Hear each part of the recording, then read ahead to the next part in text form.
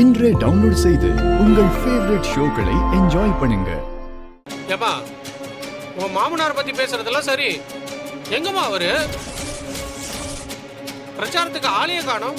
அவரு எங்க ஐயா நல்லா தானே இருக்காரு, பிரச்சாரத்துல நல்லா தானே பேசிட்டு இருந்தாரு. திடீர்னு எங்க போனாரு?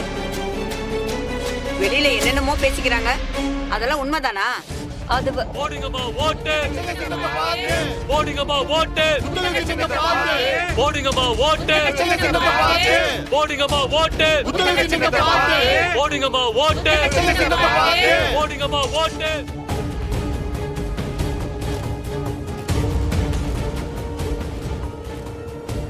என்ன மேடம், உங்க மாமனார் காணாம போயிட்டாரு, என்னமோ கடத்தி வச்சிருக்காங்கன்னு என்னென்னமோ பேசுறாங்களே, அதெல்லாம் உண்மைதானா?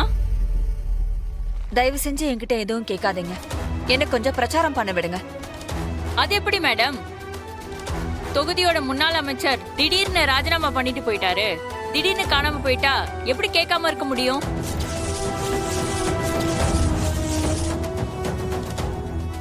மாமாவை காணோமா? தெரியுமா உங்களுக்கு இந்த விஷயம்? ஏங்க அண்ணன் கிட்ட சொல்லவே இல்லைங்க, சும்மா இவங்க சீன் போட்டுட்டு இருக்காங்க. இருங்க என்ன சொல்றாங்கன்னு பாப்போம். இங்க பாருங்க, அவர் எங்க போனாரு என்ன ஆனாருன்னு எனக்கு எதுவுமே தெரியாது. திடீர்னு வீட்ல இருந்தவரை காணோம். உங்களுக்கு யார் மேலேயாவது சந்தேகம் இருக்கா?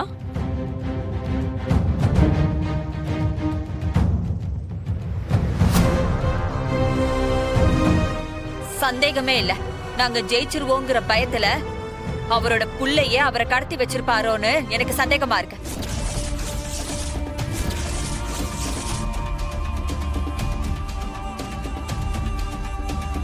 என்னங்க சொல்றீங்க? ஆமாங்க, அவரோட பொண்டாட்டியை ஜெயிக்க வைக்கிறதுக்காக இன்னும் என்னெல்லாம் அரசியல் பண்ணணுமோ எல்லாமே பண்ணிட்டு இருக்காரு. தடையா இருக்கிறது எங்க மாமா தானே. அவரு பிரச்சாரத்துக்கு வந்தா அவர் முகத்தை பார்த்து மக்கள் எனக்கு ஓட்டு போடுவாங்க. அது நடக்க கூடாதுன்னு பெத்த தகப்பன்னு கூட பார்க்காம ஒரு அரசியல் வெற்றிக்காக அவரை கடத்தி வச்சிருக்காங்க.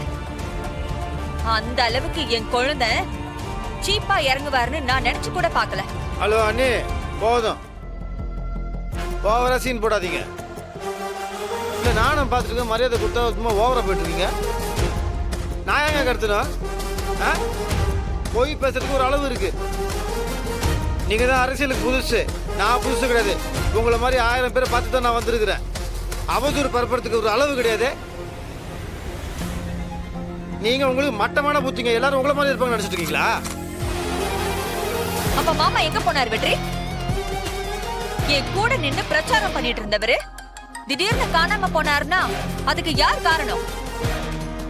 அவர் காணாம போனா பலன் உங்களுக்கு மட்டும் தானே இருக்கு.